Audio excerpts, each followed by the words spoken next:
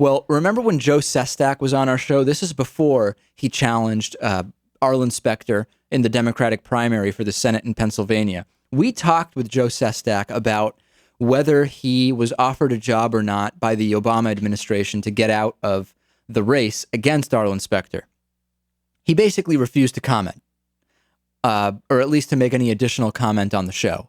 And this now is there's a frenzy, particularly on Fox News, and they're going nuts about the Joe Sestak thing. Apparently, Joe Sestak was offered an unpaid position, and the idea was that if he took it, he would no longer be running against Arlen Specter. It's been stated several times, not on Fox News, that nothing illegal took place, that these offers are not actually against the law. At least that's my understanding of it. Fox News has been going totally nuts covering this. They're completely alarmist. They are bringing on guest after guest to discuss this, and they brought on a legal expert, and he actually said, you know what? I don't think anything illegal actually took place. And I'll play it for you. You be the judge. Were any laws broken? Was former President Bill Clinton's conversation with Congressman Sestak unethical? Will anyone in this face charges? Well, I got to tell you, the dust is only starting to settle after the stunning Sestak news breaking all day today. The White House saying it had former President Clinton deliver a message to Congressman Sestak, offering him a non-paying position to drop out of the Pennsylvania Senate primary. And now the question's on everyone's mind. Was this just so Fox doing their kind of fake mad thing, and then they bring on the expert. Illegal. Joining me now is Rick Hasson, a professor at Loyola Law School, Los Angeles, and he specializes in election law. He's also co-editor of Election Law Journal. Great to have you with us. It's my pleasure. How many different laws could we evaluate under these circumstances? Right. Well, I've heard reference to both the federal bribery statute as well as a statute that prevents promising of some kind of job or appointment in exchange for some future political benefit. And so that's that Section 600, that statute, and the bribery statute seem to be the ones that are at play right now.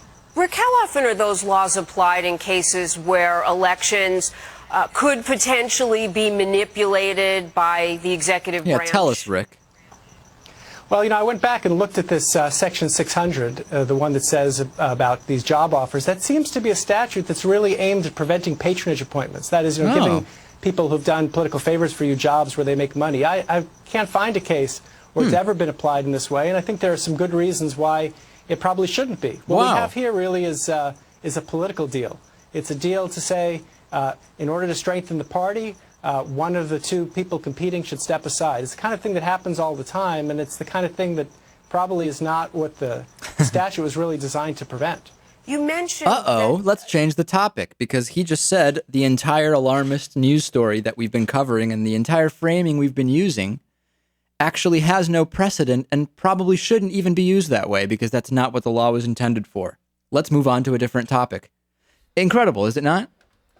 Well, I guess sometimes these things backfire. You'd think they would have talked to this person before and understood where they were coming from. Right. Are you going to come on and actually say that there's really no legal reason that anybody should get in trouble here? Yes, I am. Oh, let's find somebody else then. You would think that would have happened before. Mm-hmm.